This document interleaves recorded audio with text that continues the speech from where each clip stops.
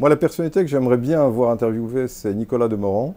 Et j'aimerais beaucoup et avec beaucoup d'intérêt l'écouter sur la manière dont il voit la fonction de la presse quotidienne précisément et la manière dont il voit la place de Libé dans le paysage de la presse quotidienne nationale en France.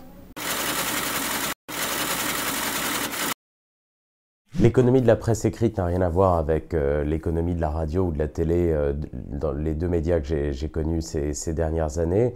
Et c'est le quotidien qui est encore aujourd'hui au cœur de notre modèle économique. Donc se battre tous les jours pour essayer de faire le meilleur journal possible, voir avec plaisir ces derniers mois la diffusion du journal augmenter sans cesse alors que le marché lui est en train de plonger, c'est évidemment une source de satisfaction pour moi.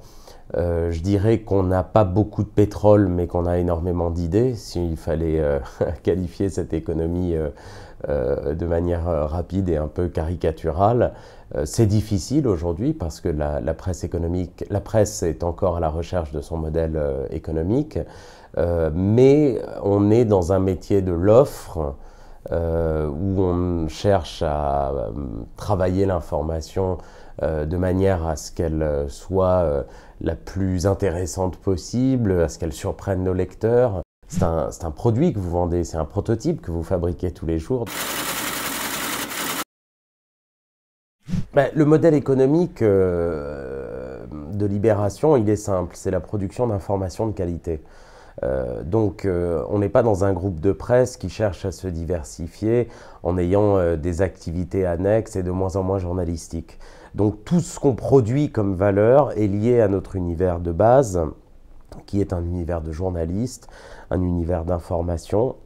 On a du côté de la presse écrite, dans sa version papier ou dans les éditions digitales, une culture payante et un monde qui entoure cette culture-là, qui est un monde de la gratuité absolue.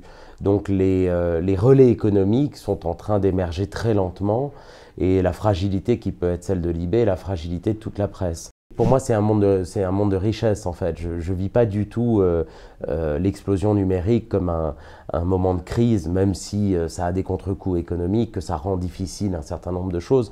Pour moi, c'est quand même absolument formidable. Moi, je suis un boulimique de presse et d'information, et j'ai de quoi satisfaire au-delà de ce que j'ai jamais pu imaginer ces envies-là. Un journal, aux temps anciens, parvenait à fédérer une vaste communauté de lecteurs à travers un seul point de vente qui était le kiosque.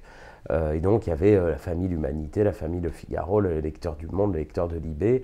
Et ces communautés-là, en fait, existaient par la grâce et par la vertu d'un journal en papier. On voit apparaître autour d'un titre comme Libération des micro-communautés. D'urgence pour la presse écrite, il y a évidemment travaillé le marketing, entre guillemets, de l'information, c'est-à-dire comment on capte ces publics-là, comment on s'adresse à eux, comment une information qui a été publiée dans le papier peut être transformée et véhiculée par d'autres canaux vers d'autres publics.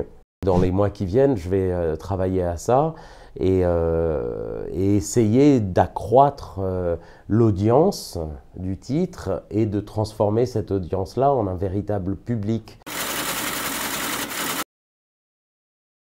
On a une culture visuelle, graphique qui est extrêmement forte, reconnaissable entre toutes.